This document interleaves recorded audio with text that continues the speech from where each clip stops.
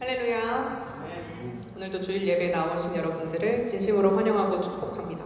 저희 함께 계셨네 함께 찬양하시면서 찬양 시작하도록 하겠습니다.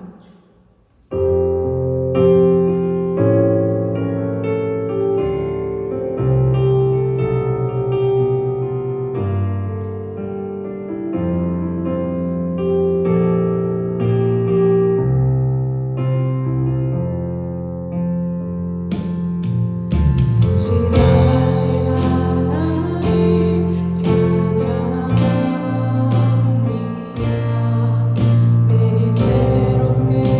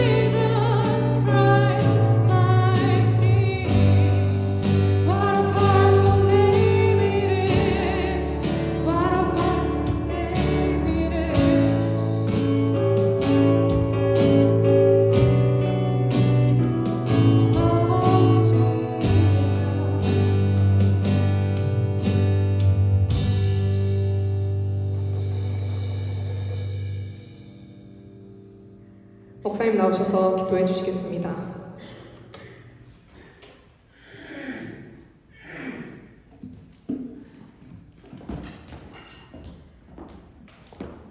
우리 집보다 훨씬 크신 주님의 사랑, 그 큰 은혜 감사하고 기뻐하며 이 집 시간 예배 드리기를 원합니다.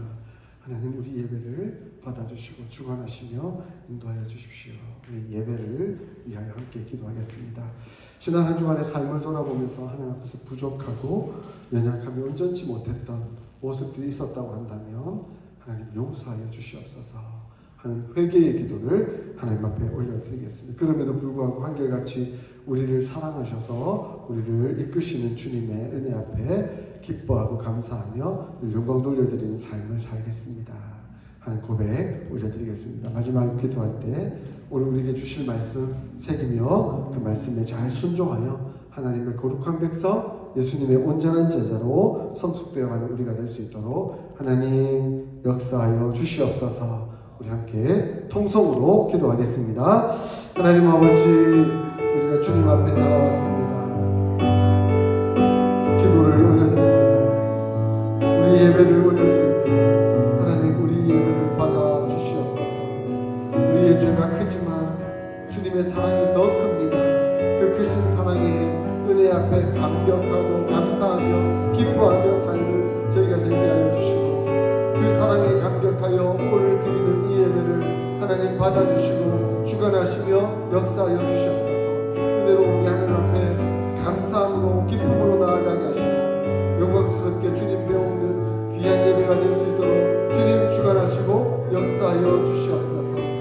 아버지 하나님 지난 한 주간의 우리 삶을 돌아보며 하나님 앞에 회개합니다.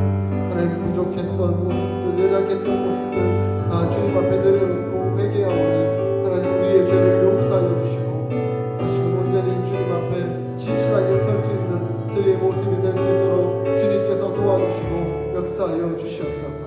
그리하여서 주님 앞에 늘 진실하고 온전하며 회개하는 삶으로 저희가 설 수 있도록 주님께서 도우시고 역사하여 주시옵소서. 아버지 하나님 그럼에도 불구하고 한결같이 우리를 사랑하셔서 우리를 그대로 이끌어주시는 하나님 앞에 늘 감사와 찬송과 영광을 올려드리는 믿음의 삶을 살아갈 수 있도록 도와주시고 그럼 우리의 삶 속에서 늘 감사가 넘칠 수 있도록 주님 인도하여 주시옵소서. 오늘 우리에게 주실 말씀을 새기고 그 말씀에 온전히 순종하여 하나님의 거룩하신 뜻을 아름답게 이루어드리는 저희의 삶이 되도록 하나님 주관하시고 역사하여 주시옵소서. 은혜로 인도하여 주시옵소서. 감사합니다. 예수님의 이름으로 기도합니다. 아멘. 우리의 신앙 고백 사도신경 함께 올려드리겠습니다. 성부 하나님을 믿습니까? 성자 하나님을 믿습니까?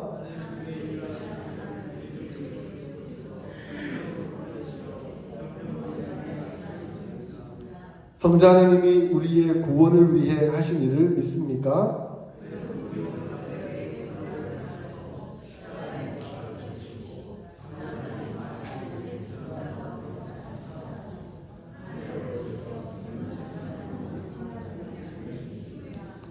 성자 하나님이 어떻게 오실 것을 믿습니까?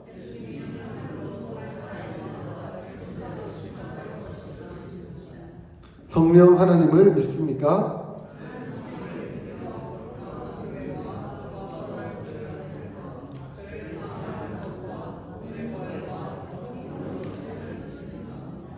아멘. 우리 찬송가 2장 찬양하겠습니다.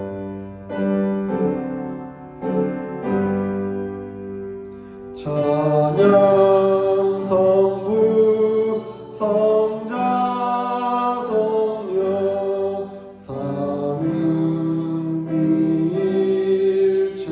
삼위일체께 영원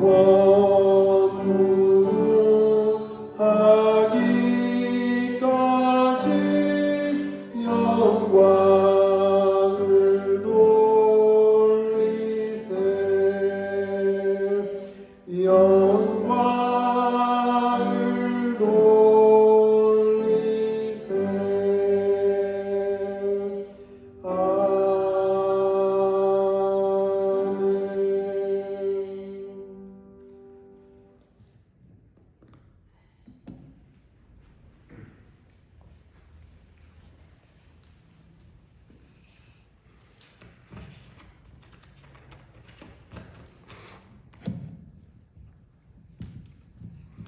한 주간을 주님의 은혜 가운데 살게 해주시고 저희들을 이 복된 예배로 불러주신 하나님 아버지, 창조주시고 전능의 하나님께 영광을 올려드립니다.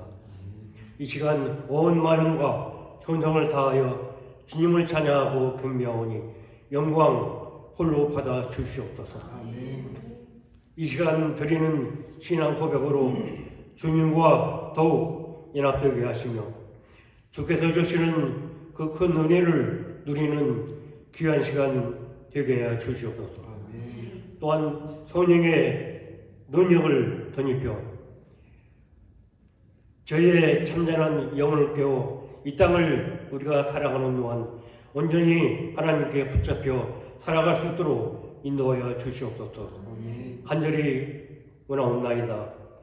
한 주간 저희가 세상과 더불어 살다가 십자가 앞에 머리를 숙입니다.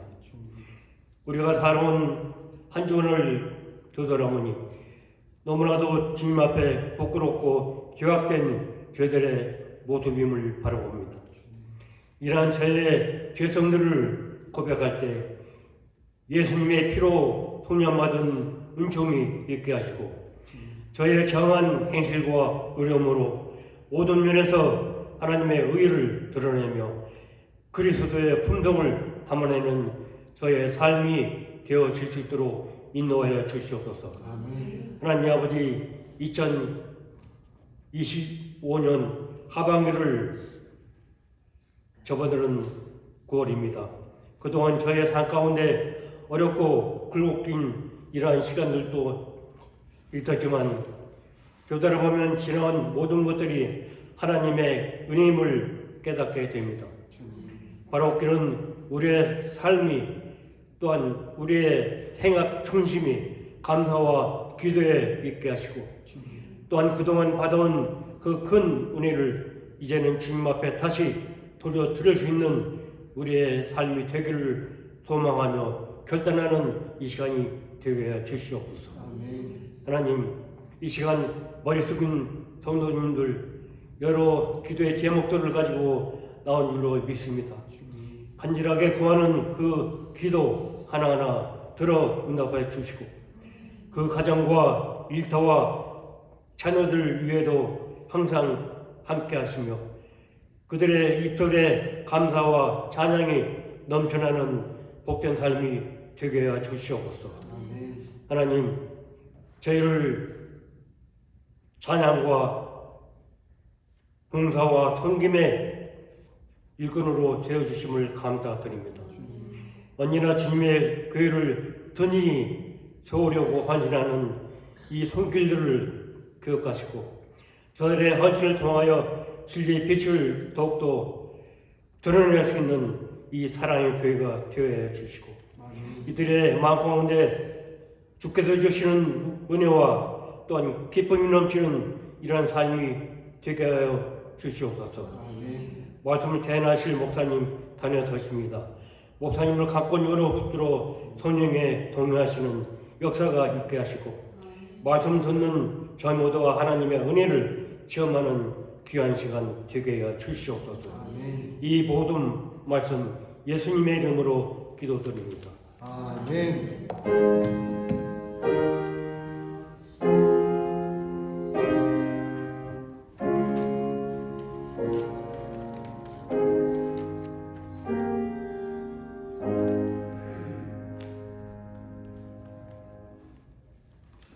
오늘 우리에게 주시는 하나님의 말씀은 마태복음 5장 38절에서 42절까지 말씀입니다.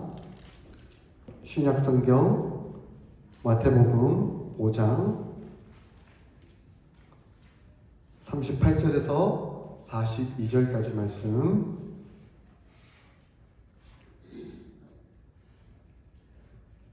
교독하도록 하겠습니다.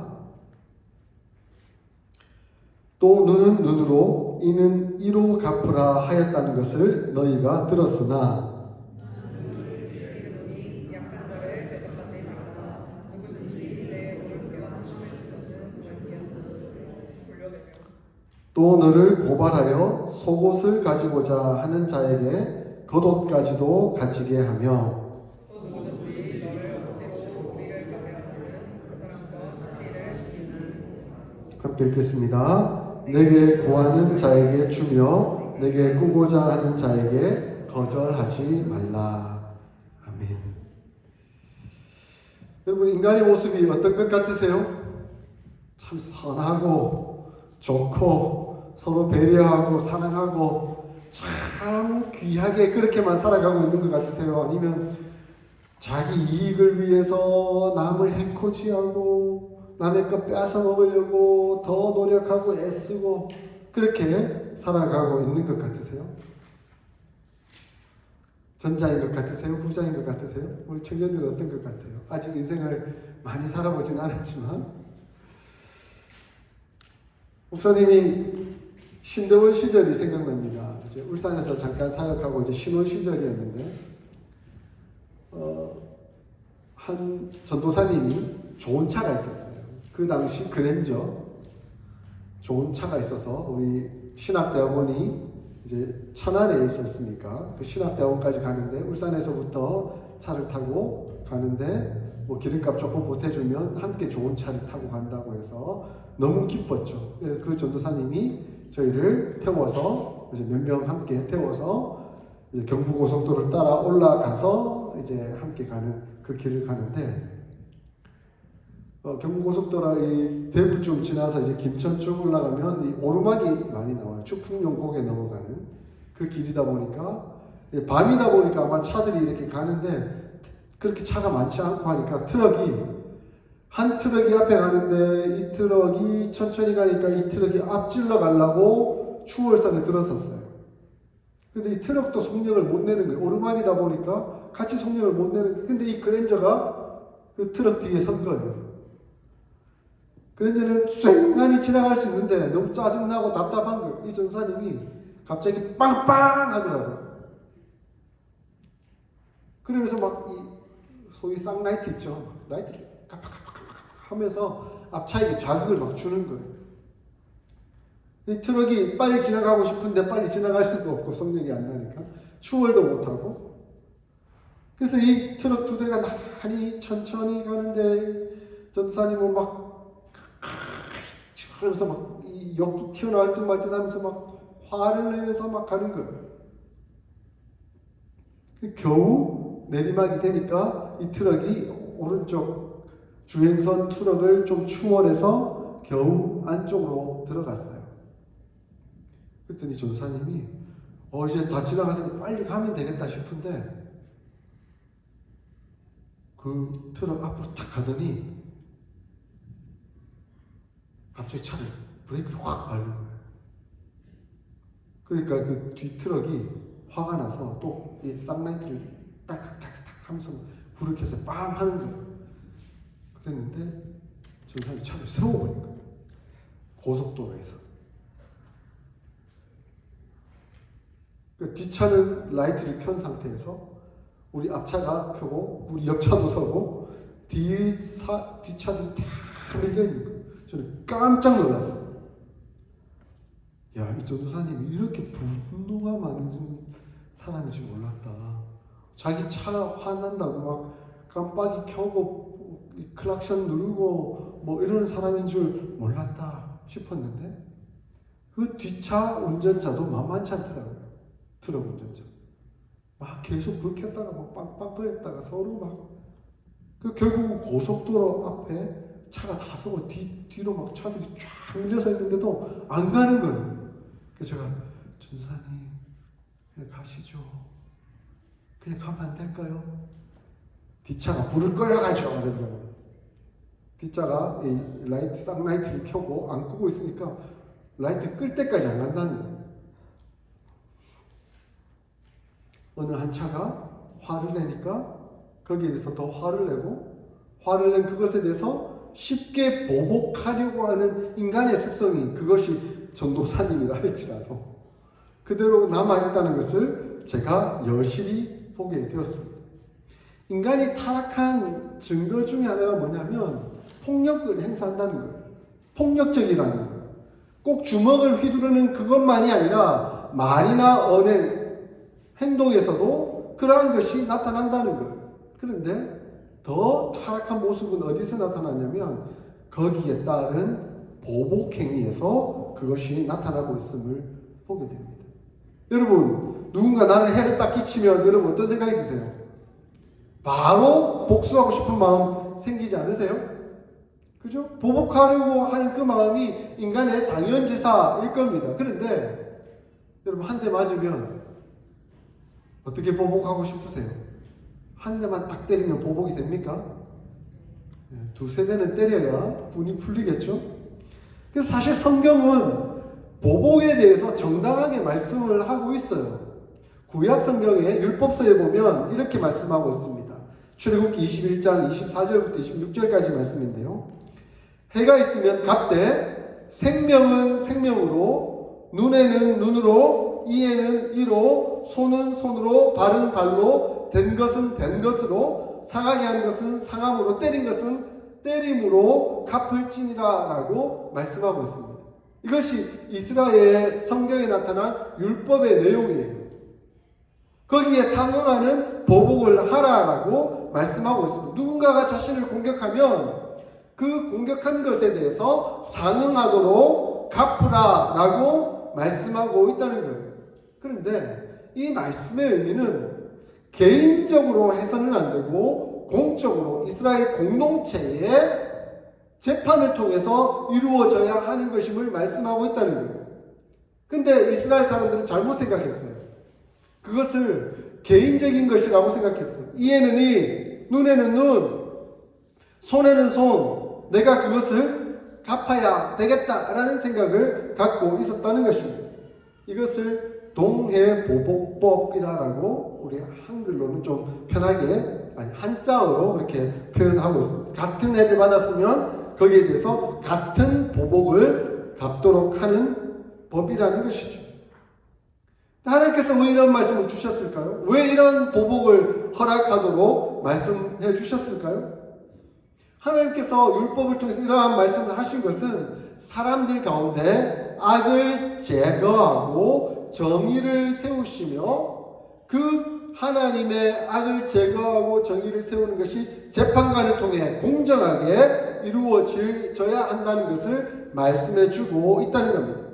그러니까 하나님은 공동체를 통해서 재판을 통해서 죄를 지은 자가 처벌을 받되 정당하게 처벌을 받아야 한다는 것을 말씀하고 있습니다.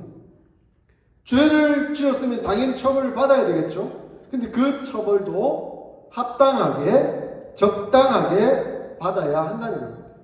처벌을 받기는 받지만 지나친 처벌은 받지 않도록 하기 위해서 하나님께서 이 율법을 이스라엘 공동체에게 주셨다는 것입니다. 그런데 인간의 심리는 그렇지 않아요. 제가 서두에도 말씀드렸지만 한 대를 맞으면 두세 대는 더 때려줘야만 분이 풀리는 것이 인간의 습성이고 죄성이라는 것을 말씀하고 있습니다. 그러므로 개인적으로 보복하지 말라라고 말씀하고 있습니다. 왜냐하면 개인적으로 보복하기 시작하면 그 보복은 감정적이 되어서 자기가 당한 해보다도 훨씬 더 뛰어넘게 보복하고 싶은 심리가 생기고, 그렇게 보복하고 나면 그 사람은 가만히 있습니까?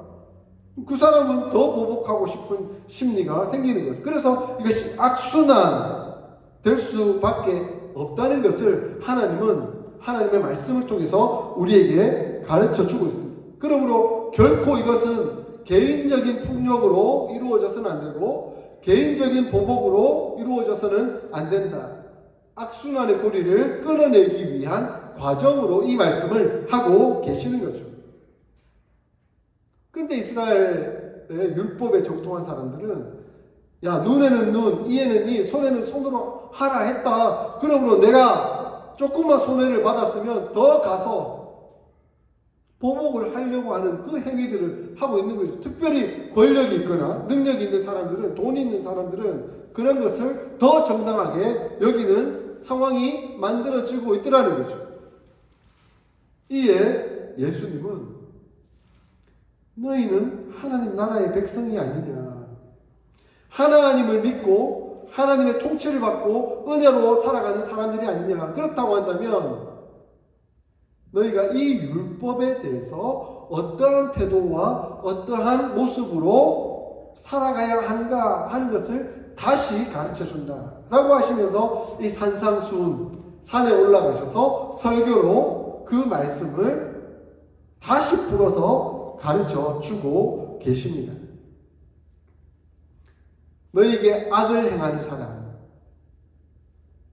너희에게 손해를 끼친 그 악인들에 대해서 율법은 눈에는 눈, 이에는 이, 손에는 손으로 라고 갚으라라고 말씀하셨지만 하나님의 통치 가운데 있는 너희의 모습과 태도는 사랑으로 견지되어야 된다라고 말씀합니다. 그 사랑의 원리에 따라서 그들을 대하라라고 말씀합니다. 근데 예수님 참 어려운 말씀하세요.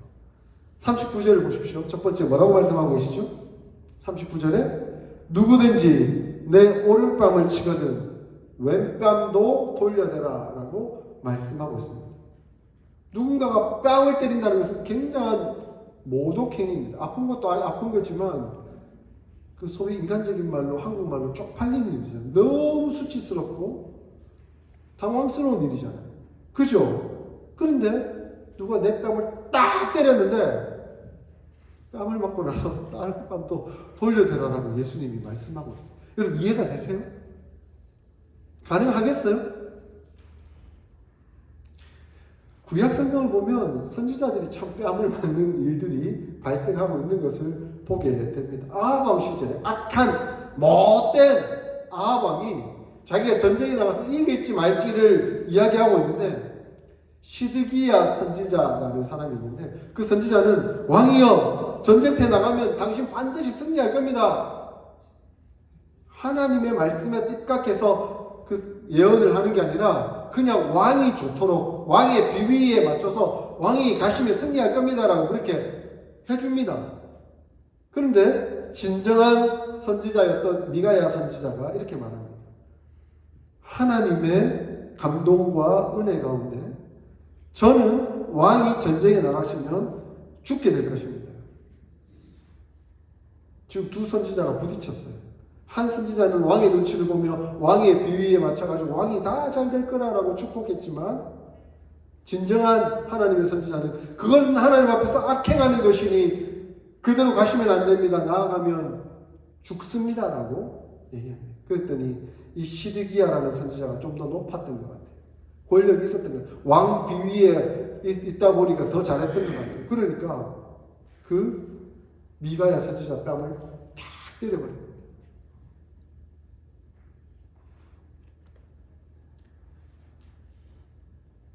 얼마나 억울합니까?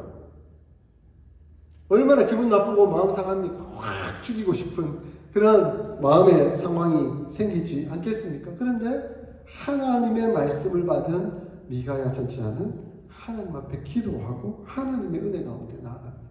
그리고 그것을 복수로 태도를 취하지 않습니다.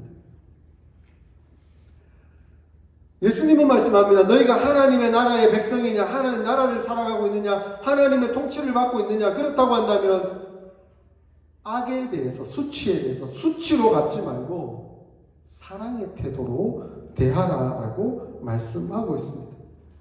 그래서 오른뺨을 치면 왼뺨도 돌려대라라고 말씀합니다. 근데 오른손잡이가 오른뺨을 칠 수 있어요? 오른손잡이가 탁 때리면 왼뺨을 치게 되겠죠. 그죠? 보통 오른손잡이잖아요. 근데 오른손 자 이렇게 때렸을까? 이렇게 탁 이렇게 때렸을까요? 이렇게 때렸겠죠. 그죠?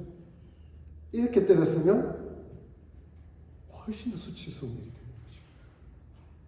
손등으로 그의 오른뺨을 치는 상황이 발생할 수도 있는 거죠. 그런데 그런 상황 가운데 복수하지 않고 다른 뺨을 돌려댈 수 있다는 것은 내가 폭력으로 갚지 않고 폭력에 대해서 사랑으로 갚으면서 그 악의 고리를 끊겠다 하는 의지가 나타내 보인다는 겁니다.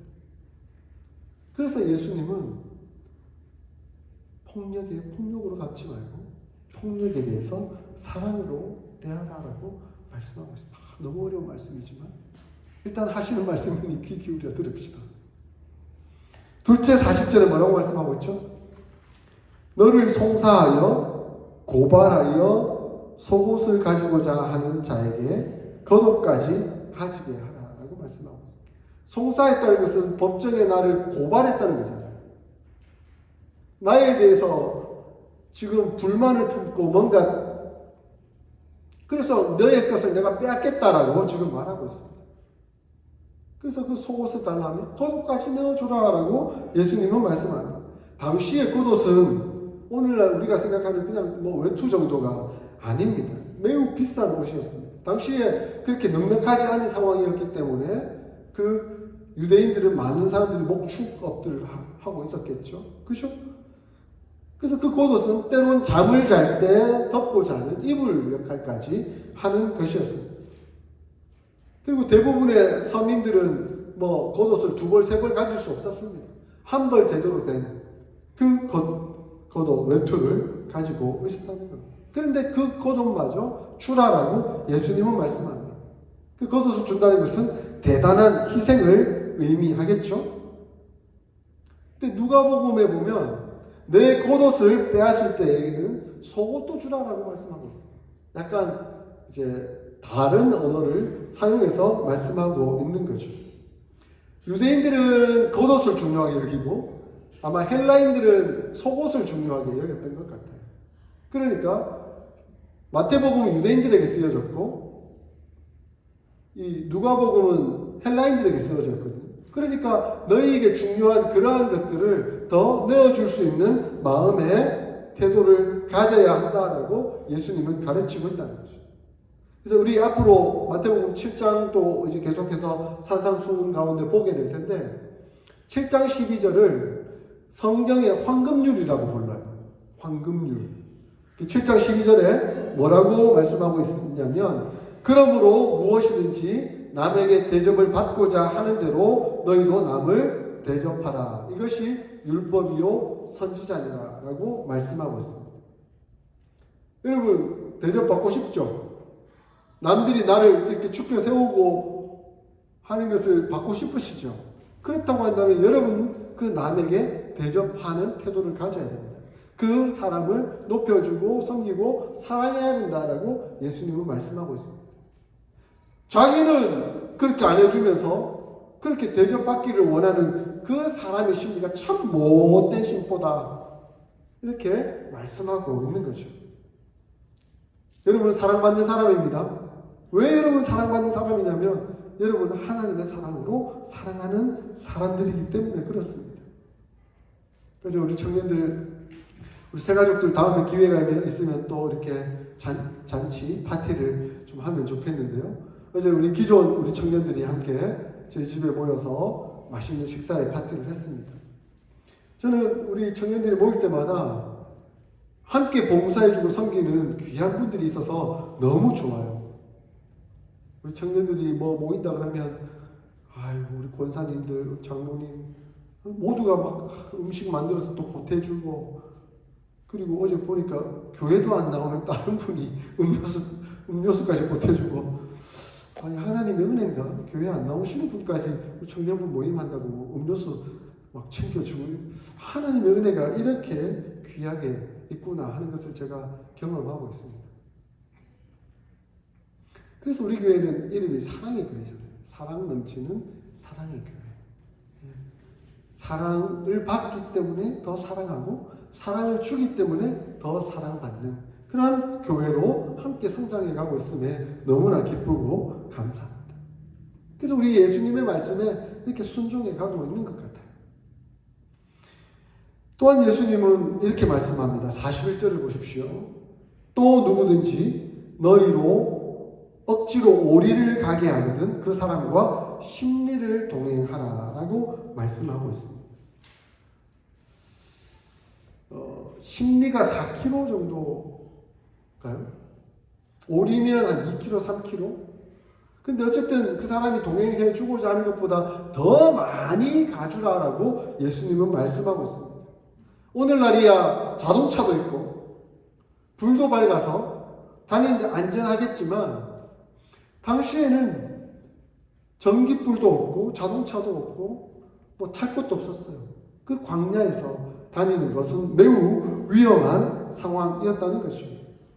짐승들이 많았고 맹수들이 있었습니다. 도둑을 만날 가능성도 있었던 겁니다. 그런데 누군가가 그 길을 혼자 갈 수밖에 없는 그 상황 속에서 도와달라고 요청하면 기꺼이 함께 가주라. 오리를 가져가거든 십리까지 가주라 라고 예수님은 말씀하고 있습니다. 물론 쉽지 않은 부탁에 대해서 너희가 어렵게 결정할 수밖에 없는 상황이었겠지만 그러한 것은 그 사람에게 있어서는 생존과 안전의 문제가 될 수 있으니 그 사람을 보호하고 지켜주는 것이 마땅한 그리스도인의 임무이고 태도이다라고 말씀해 주고 있습니다. 그래서 우리 서로를 배려하고 사랑하는 태도를 취하면서 나아가야 합니다. 우리 청년들이 어떤 청년이 한밤중에 공항에 내리는데 여자 청년이면 제가 당장 달려가죠. 남자 같으면 야 우버 타고 와라. 안전을 보장하니까. 근데 자매들 같으면 그래도 좀 심각하게 생각하고 왜냐하면 이게 생존과 안전의 문제가 달려 있으니까. 그래서 서로 배려하고 사랑하는 그러한 태도가 그리스도인들의 모습이고 하나님 나라를 살아가는 그러한 모습이라는 것을 말씀해 주고 있습니다. 그리고 42절을 보십시오. 넷째 예수님 이렇게 말씀합니다. 내게 구하는 자에게 주며 내게 꾸고자 하는 자에게 거절하지 말라라고 말씀합니다. 여기서 구하는 자, 꾸고자 하는 자는 어떤 사람일까요? 둘 중에 하나겠죠. 사기꾼이든지 정말 가난해서 어려움을 당하는 사람이든지. 사기꾼에게 속을 필요가 없습니다. 사기꾼에게 속지 말아야 합니다. 자기는 넉넉한데 있는데도 불구하고 막 요구하고 달라고 하는 사람들에게는 함부로 그렇게 하면 안 되겠죠. 그 사람들에게 속지 말아야 합니다. 그런데 정말 없어서 힘들고 어려운 그 구제가 필요한 사람들에게는 가서 도와주라라고 예수님은 말씀하고 있습니다. 성경은 언제나 가난한 사람들을 도와주라라고 말씀하고 있습니다. 구약 성경에도 그것을 말씀하고 있죠. 누구든지 가난하고 어렵고 힘든 사람이 있거든 그들에게 가서 넉넉히 구워주라. 그러면 하나님께서 너희를 복 주실 것이다. 가난하고 어려운 사람들을 돕는 그것은 하나님께로부터 복을 받는 비결입니다. 여러분 하나님께로부터 복 받고 싶으시죠? 가난하고 어려운 사람들을 돌아보며 섬겨주십시오. 대신 사기꾼들에게 속지는 마시고요. 그러한 모습들이 하나님의 은혜 속에 있다는 거예요. 저는 이 말씀을 묵상하고 또 나눌 때마다 떠오르는 한 집사님이 계세요. 근데 집사님이 이 본문을 봤대요. 이분이 엔지니어 출신이거든요. 근데 엔지니어 출신은 이거 수학적으로 계산이 되나 봐. 딱 보더니 야, 이거 딱 200%인데 오리를 가져가거든 심리를 가지면 200%잖아요. 그죠? 그리고 속옷을 달라면 겉옷까지 주고 그렇게 하는 것은 딱 200%인데 그런데 야, 이 200% 감당하면서 사는 게 가능한가? 야, 나도 쓰면 안 될 것 같아. 이거 목사님들이나 목사도 안 됩니다. 200% 이게 하는 일이 정말 쉬운 일이 아니죠. 그러니까 이 집사님이 이것을 엔지니어적으로 계산해서 내가 200%까지 못해도 한 20%만 돼서 120%까지만 하자. 그 정도는 내가 할 수 있지 않을까라는 판단을 했대요. 이 본문을 보면서. 그래서 회사에 가서 누가 도와달라면 내가 200%까지 못해주지만 20% 정도까지만 내가 좀 더 도와주고 어려워하는 사람이 있으면 내가 그 사람이 모든 것을 다 대해줄 수는 없지만 한 20%까지는 내가 어떻게 도와주려고 애를 쓰고 노력하고 그렇게 섬기며 하나님 말씀에 순종해 보았대요. 자기 말로는 100% 완전하게 순종하지 못했지만 한 20%까지 정도는 순종하며 노력해 봤다는 거예요. 그랬더니 하나님께서 복을 주셨대요. 자기가 회사에서 20% 잘하는 그것 때문에 인정을 받기 시작하더래요. 그랬더니 승진이 빨라진 거예요. 그리고 10년이 지난 시점에 자기는 20%밖에 더 노력한 게 없는데 하나님은 자기 입사 동기들보다 4배의 연봉을 갖도록 도와주셨대요. 자기는 20%인데 하나님은 400%의 성과가 나타나도록 역사해 주셨다고 고백을 하시더라고요. 그러면서 하나님의 말씀은 살아있습니다. 제가 그때 20%가 아니라 한 50%까지만 했어도 더 큰 복을 받았을 텐데 뭐 이렇게 계산하기도 하고 하나님의 은혜의 섭리가 그렇게 나타나더라는 거죠. 사랑하는 성도 여러분, 우리는 우리의 삶 속에서 때로는 원치 않는 안타까운 형편과 상황을 만나기도 합니다. 그리고 사람들을 통해서 그러한 관계가 파괴되는 것을 경험하기도 하죠. 그래서 때로는 화가 나고 분노가 생기며 그 사람 때문에 원수의 관계를 맺는 상황이 생기기도 합니다. 그럴 때 이 예수님의 말씀을 한번 떠올려보고 새겨볼 수 있기를 원합니다. 하나님은 우리에게 그 사람에게 복수하기를 원하실까요? 하나님은 우리로 하여금 악으로 갚는 것이 아니라 선으로 악을 이기기를 원하고 계세요. 그래서 사도 바울은 로마서 12장 17절에서 이렇게 말씀합니다. 아무에게도 악을 악으로 갚지 말고 모든 사람 앞에서 선한 일을 도모하라. 아멘. 세상 사람들은 악을 갚지만 그리스도인들은 악에 대해 선으로 도모하고 사랑으로 견지하는 그것이 바로 천국을 사는 사람들의 모습이다라고 우리에게 가르쳐 주고 있습니다. 이러한 모습을 사신 분이 누구실까요? 이러한 모습을 살았던 가장 궁극적인 모습을 보여주셨던 분이 누구이실까요?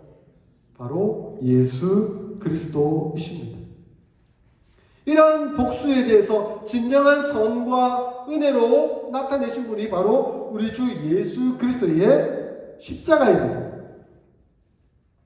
예수님은 배신당하신 분이죠. 제자들 가룟 유다로 말미암아 팔리신 분입니다. 그렇게 아꼈던 수제자 베드로로부터 3번이나 저주를 당하며 부인을 당하셨던 분이셨습니다. 그 예수님은 그 제자들에게 보복하려고 하지 않으시고 그냥 그대로 십자가를 맞으시고 당하시며 나아가셨습니다. 대제사장들과 서기관들은 예수님을 시기 질투하여 십자가 사형에 내어 주었습니다. 예수님은 그들에 대해서 보복하지 않으시고 그대로 십자가를 받아들이셨습니다. 그랬을 때 하나님께서 그 십자가를 받으시고 예수님께 영광을 보여주셨습니다. 부활이라는 영광을 통해서. 부활이라는 영광을 통해서. 그리고 승천하셔서 하나님 우편에 앉아 계시도록 하는 은혜의 길로 인도해 주셨습니다. 그러한 예수님께서 우리에게 말씀합니다. 나를 따르라. 누구든지 나를 따라오려거든 자기를 부인하고 자기 십자가를 지고 나를 쫓을지니라 라고 말씀하고 계십니다. 그렇게 예수님을 따르는 자를 예수님께서 책임져 주실 것입니다. 아멘. 그것을 믿기에 오늘 하루도 이 말씀이 너무 순종하기 어렵고 참 쉬운 그런 말씀은 아니지만 10%, 20%만이라도 제가 순종하며 따라가 보겠습니다. 그렇게 나아갔을 때 하나님은 우리의 인생을 책임져 주실 것입니다. 예수님을 영광스럽게 인도하셨던 것처럼 우리 또한 영광스럽게 인도해 주실 것입니다. 이 말씀에 순종하여 악은 악이 아닌 선으로 이겨내고 천국을 살아가는 저와 여러분도 다 될 수 있기를 주의 이름으로 축원합니다. 아멘. 우리 조용히 눈을 감고 오늘 주신 말씀, 이 말씀을 한번 새기면서 한번 결단하는 기도를 해봤으면 좋겠습니다. 하나님, 세상은 악에 대해서 보복하고 폭력은 폭력으로 갚으려고 하지만 우리는 폭력을 사랑으로 승화시키고 이겨내는 삶을 살기를 원합니다. 그래서 예수님의 말씀처럼 천국을 살아가는 저희의 삶이 될 수 있도록 하나님 역사하여 주십시오. 우리 함께 이 말씀 생각하면서 결단하는 기도 통성으로 올려드리겠습니다. 기도하겠습니다. 하나님 아버지, 주님 은혜 가운데 나왔습니다. 저는 참 부족하고 연약하지만 예수님 말씀을 따라 천국 백성으로 살아가기를 소원합니다. 세상은 악을 악으로 갚으려고 하지만 우리는 악을 성으로 이기는 사람들 될 수 있도록 도우시고 역사하여 주시옵소서. 그래서 하나님의 거룩하신 뜻을 따르며 이루며 승리하는 삶을 살아가는 저희들 될 수 있도록 주님 역사하여 주시옵소서. 그래서 더욱더 예수님 닮고 예수님 말씀을 따라 순종하며 천국을 살아가는 저희의 삶이 다 될 수 있도록 주님 역사하여 주시옵소서. 그래서 감사드립니다.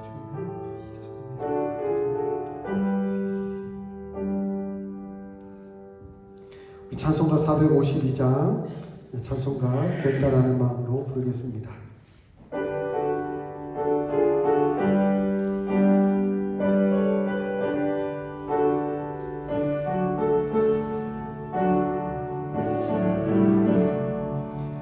내 모든 소원 기도의 제목 예수님 닮기 원함이라.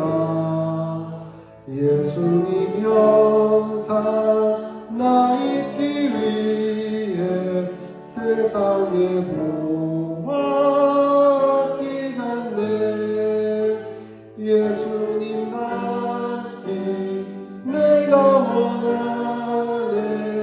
날 구원하신 예수님을 내 마음속에 지금도 사 주님의 형상 인치소서. 무한한 사랑 풍성한 긍휼 슬픈 자 위로 하시는 주. 길 잃은 죄인 부르는 예수 그 영상 남게 하옵소서. 예수님 닮기 내가 원하네. 날 구원하신 예수님을 내 마음속에 지금도 사 주님의 형상 인치소서.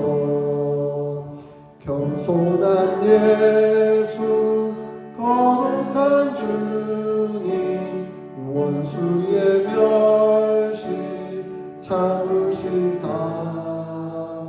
우리를 위해 고난을 받은 구주를 남게 하옵소서. 예수님 닮기 내가 원하네. 날 구원하신 예수님을 내 마음속에 지금도 사 주님의 형상 인치소서. 아멘. 우리가 예수님 닮기 원합니다. 세상은 손해보기를 원치 않아 복수하고 보복하고 내가 받은 손해보다 더 큰 손해를 끼쳐야만 분이 풀리는 그러한 세상입니다. 하나님, 그 세상 안에서 우리가 세상을 살지 말게 하시고 천국을 살아갈 수 있도록 도우시고 역사하여 주시옵소서. 물론 저희가 사기꾼에 속아서는 안 되겠지만 하나님 말씀에 순종하여 악을 악으로 갚지 아니하고 선으로 악을 이겨내는 삶을 살아가는 저희들 될 수 있도록 역사하여 주시옵소서. 예수님처럼 십자가를 짐으로 악을 이겨내는 저희의 삶이 되도록 주관하시고 역사하여 주시옵소서. 사랑하는 성도들, 주님 앞에 나오며 귀한 헌물을 드렸습니다. 이 드린 헌금 받아주시고 이 헌금을 통하여 하나님 나라가 임할 수 있도록, 그래서 영혼 구원하며 제자 삼는 귀한 사역에 쓰일 수 있도록 주님 주관하시고 역사하여 주시옵소서. 너희는 먼저 그의 나라와 그의 의를 구하라. 그리하면 이 모든 것을 너희에게 더하시겠다 하신 그 주님의 약속의 말씀이 우리의 삶에, 우리의 가정에, 우리의 사업에 이루어지도록 주관하시고 역사하여 주시옵소서. 지금은 우리 주 예수 그리스도의 그 크신 은혜와 하나님 우리 아버지의 무한하신 사랑과 성령 하나님의 교통하심, 인도하심, 복주심의 역사가 악에 대하여 악으로 갚지 아니하고 선으로 이겨내기를 소원하고 다짐하는 모든 성도들 머리 위에 영원토록 함께 있을지어다. 아멘.